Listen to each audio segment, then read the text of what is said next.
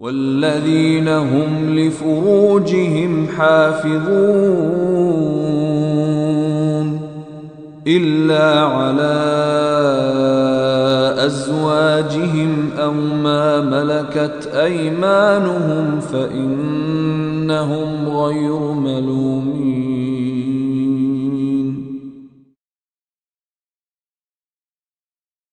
تقال العثار العظام به ويغدو الهوى ككبش ذبيح بذكر الإله. Destroying your spirituality altogether. Your relationship with Allah depends on a heart being clean. Every time you're exposed to filth, more dirt, more blackness, more covers are poured on top of your heart. And it keeps on pouring and it keeps on pouring and it keeps on pouring to the point where you're listening to the word of Allah and you can't get yourself to even shed a single tear. It won't come because your heart has been made so hard because of all the exposure to filth, all the sin that your eyes are taking in all the time. And you don't even care anymore. You know, a good heart, when it sees something inappropriate that doesn't coincide with the commandments of Allah, it is disturbed. It's not attracted, it's disturbed. It says, no, that's wrong. Immediately the conscience kicks in, the alarm goes off. But when you're at the point, when you're by yourself and you feel no guilt doing it, you just don't feel anything. You don't feel that it's wrong. The only thing before you stare at a sister, you look around like, is anybody else watching? And then you take a good look. That means the fear of Allah is completely gone. The only fear you have is that of the seen. There is no more fear of the unseen. What a horrible spiritual state to be in. Allah says, يَعْلَمُ خَائِنَةَ الْأَعْيُنِ وَمَا تُخْفِي الصُّدُورِ. He knows the stealing of the eyes, that little glance you caught. He knows that one, that little glance you took. What to speak of the stare.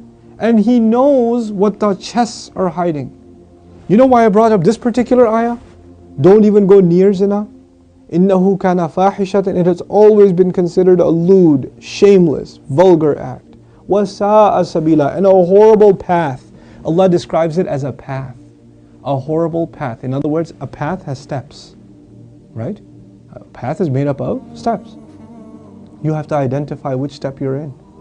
What makes you get into this? You know, and for each of you, there's a process, there's a cycle. You're in a room by yourself. You know, you're after school. You've got a couple of hours before your parents get home. You know, you're among a bunch of friends that don't have any standards.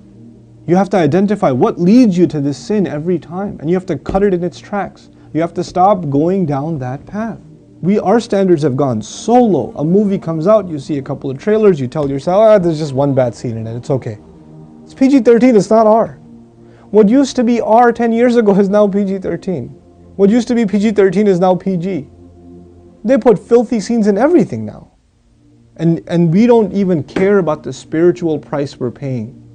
It's affecting our prayer, it's affecting our dua, it's affecting our character. It's affecting our family life. It is. And we don't care. You know, start with your eyes. The zina of the eyes, and everything else goes from there. Everything else goes from there. Fahish actually means wild animal.